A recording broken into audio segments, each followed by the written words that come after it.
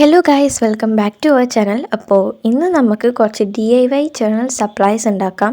അപ്പോൾ journal supplies ഇല്ല എന്ന് പറഞ്ഞ് ജേർണൽ ചെയ്യാണ്ടിരിക്കുന്നവരാണ് നിങ്ങളെന്നുണ്ടെങ്കിൽ ഈ വീഡിയോ നിങ്ങൾക്ക് യൂസ്ഫുൾ ആയിരിക്കും. അപ്പോൾ ആദ്യം തന്നെ നമുക്ക് കുറച്ച് പാറ്റേൺ പേപ്പേഴ്സ് ഉണ്ടാക്കിയെടുക്കാം. അപ്പോൾ അതിനായിട്ട് കുറച്ച് പേപ്പർ എടുക്കുക. എന്നിട്ട് അതിലൊന്നിലേക്ക് ബ്രൗൺ കളർ അടിച്ചു കൊടുക്കുക. വിൻറ്റേജ് എന്ന് പറഞ്ഞാലേ ബ്രൗൺ ആണല്ലോ, അതുകൊണ്ടാണ് ഞാനിപ്പോൾ ബ്രൗൺ എടുത്തിട്ടുള്ളത്. നിങ്ങൾക്ക് ഏത് ഡാർക്ക് കളർ വേണമെങ്കിലും എടുക്കാം. അല്ല, ബ്രൗൺ കളർ ഇല്ല എന്നാണെങ്കിൽ കോഫിയിൽ ഡിപ്പ് ചെയ്തെടുത്താലും മതി. എന്നിട്ട് നമ്മൾ ആ ബ്രൗൺ കളർ പെയിൻറ്റ് ചെയ്തിട്ടുള്ള പേപ്പർ ഒന്ന് ചുരുട്ടി കൊടുക്കുന്നുണ്ട്.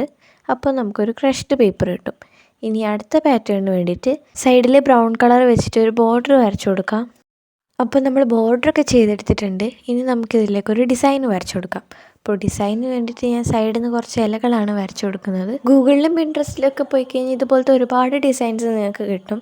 അതിൽ നിങ്ങൾക്ക് ഈസി ആയിട്ട് തോന്നുന്ന ഏതെങ്കിലും ഒരു ഡിസൈൻ വരച്ചെടുത്താൽ മതി. ഇപ്പോൾ ഈ കാണിച്ച 2 പാറ്റേൺ പേപ്പേഴ്സ് അല്ലാണ്ട് വേറെയും 2-3 പാറ്റേൺ പേപ്പേഴ്സ് ഞാൻ ചെയ്തിട്ടുണ്ടായിരുന്നു.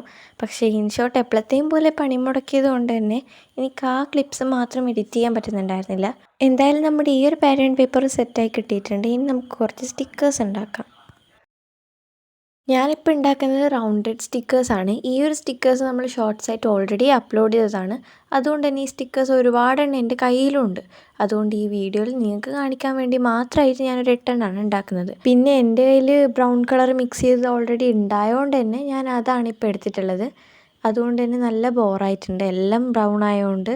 നിങ്ങൾക്ക് വേണമെങ്കിൽ വേറെ വേറെ കളേഴ്സ് അങ്ങോട്ടും ഇങ്ങോട്ടൊക്കെ മിക്സ് ചെയ്തിട്ട് യൂസ് ചെയ്യാം. പിന്നെ ഞാൻ ഈ ബ്രൗണ് എന്ന് പറഞ്ഞുകൊണ്ട് നിൽക്കുമ്പോൾ നിങ്ങൾ വിചാരിക്കുന്നുണ്ടാവും, അയ്യേ ഇതാണോ ബ്രൗൺ എന്ന്. പക്ഷേ ഞാൻ മിക്സ് ചെയ്തതിൽ എന്തോ ഒരു തകരാറ് പറ്റിയതാണ്, അതുകൊണ്ടാണ് ഇതിപ്പോൾ ഇങ്ങനെ. അപ്പോൾ ഉള്ളത് കൊണ്ട് ഓണം പോലെ എന്ന് പറഞ്ഞാൽ നമുക്കിത് അഡ്ജസ്റ്റ് ചെയ്യാം. എനിക്ക് തോന്നുന്നു ഞാൻ ഉണ്ടാക്കിയിൽ വെച്ചിട്ടുള്ള ഏറ്റവും സിമ്പിളായിട്ടുള്ള സ്റ്റിക്കേഴ്സാണിത്. അപ്പം നമ്മുടെ സ്റ്റിക്കേഴ്സൊക്കെ ഇവിടെ റെഡി ആയിട്ടുണ്ട്. ഇനി നമുക്ക് കുറച്ച് കോഡ് സ്റ്റിക്കേഴ്സ് ഉണ്ടാക്കാം. അതിനായിട്ട് ഇതുപോലൊരു പേപ്പറിൽ ലൈൻസ് വരച്ചു കൊടുക്കുക. എന്നിട്ട് അതിൽ നിങ്ങൾക്ക് ഇഷ്ടമുള്ള കോഡ്സൊക്കെ ഒന്ന് എഴുതി കൊടുക്കുക.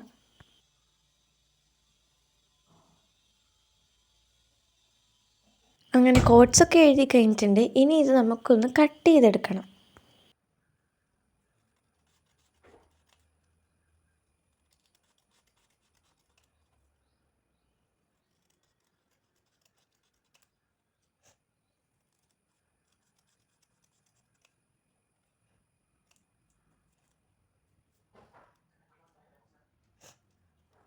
അപ്പോൾ നമ്മുടെ കട്ട് ചെയ്യൽ പരിപാടികളൊക്കെ കഴിഞ്ഞ് കഴിഞ്ഞാൽ നമ്മുടെ കോഡ് സ്റ്റിക്കേഴ്സ് റെഡി ആയിട്ടുണ്ട്. ഇനി നമുക്ക് കുറച്ച് വാഷി ടേപ്സ് ഉണ്ടാക്കാം.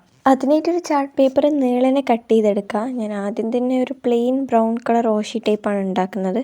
അതുകൊണ്ട് തന്നെ ആ ചാർട്ട് പേപ്പറിലേക്ക് ബ്രൗൺ കളർ പെയിൻറ്റ് ചെയ്ത് കൊടുക്കുക. അപ്പോൾ അതത്രയേ ഉള്ളൂ, ഭയങ്കര സിമ്പിളാണ്. അപ്പോൾ നമ്മുടെ ഫസ്റ്റ് വാഷി ടേപ്പ് റെഡി ആയിട്ടുണ്ട്. ഇനി അടുത്ത വാഷി ടേപ്പിന് വേണ്ടിയിട്ട് നമ്മുടെ എല്ലാവരുടെയും ഫേവറേറ്റ് ഗ്രിഡ് ലൈൻസാണ് ഞാൻ വരച്ചു കൊടുക്കുന്നത്. ഞാനിപ്പോൾ 3 വാഷി ടേപ്പാണ് കേട്ടോ ഉണ്ടാക്കണത്.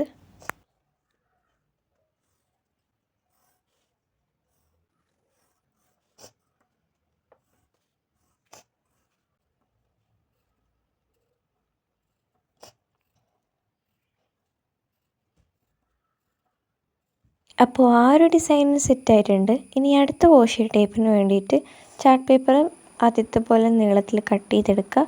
എന്നിട്ട് അതിലേക്ക് ബ്രൗൺ കളർ പെയിൻറ്റ് ചെയ്ത് കൊടുത്തതിന് ശേഷം അതിൻ്റെ മുകളിലേക്ക് നിങ്ങൾക്ക് ഇഷ്ടപ്പെട്ട കോഡ്സ് ഇങ്ങനെ ഒരു കേഴ്സീവ് റൈറ്റിൽ എഴുതി കൊടുക്കുക. കേഴ്സീവ് റൈറ്റിൽ എഴുതി കഴിഞ്ഞാൽ കാണാനൊരു പ്രത്യേക ഭംഗിയായിരിക്കും. അതുകൊണ്ടാണ് ഞാൻ പിന്നെ കേഴ്സീവ് റൈറ്റിൽ എഴുതുന്നത്.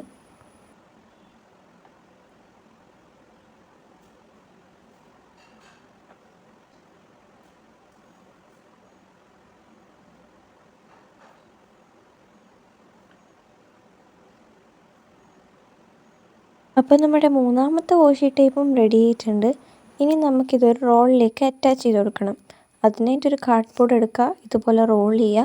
അതിൻ്റെ മുകളിലേക്ക് ഈ വാഷി ടേപ്പ് ഇങ്ങനെ ഒട്ടിച്ചു കൊടുക്കുക. എന്നിട്ടിത് മൊത്തത്തിലൊന്ന് റോൾ ചെയ്തെടുക്കുക. ഇതുപോലെ എല്ലാതും ഒന്ന് ചെയ്തെടുത്ത് കഴിഞ്ഞാൽ വാഷി ടേപ്പ് സെറ്റായിട്ടുണ്ട്.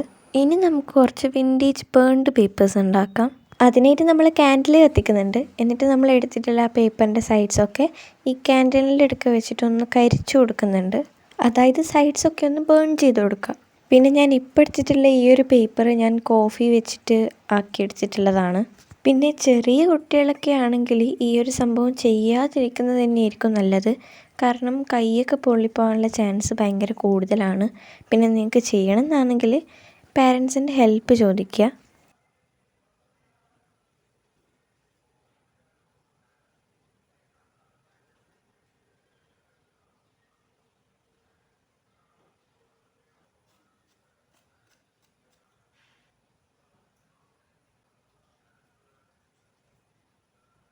അങ്ങനെ എല്ലാ പേപ്പേഴ്സും ഒന്ന് റെഡിയാക്കി എടുത്തു കഴിഞ്ഞാൽ നമ്മുടെ വിൻറ്റേജ് ജേർണൽ സപ്ലൈസ് ഒക്കെ സെറ്റ് ആയിട്ടുണ്ട്. നിങ്ങൾക്ക് ഇതിൽ ഏതാണ് ഏറ്റവും കൂടുതൽ ഇഷ്ടപ്പെട്ടതെന്നുള്ളത് കമൻറ്റ് ചെയ്യാൻ മറക്കണ്ട.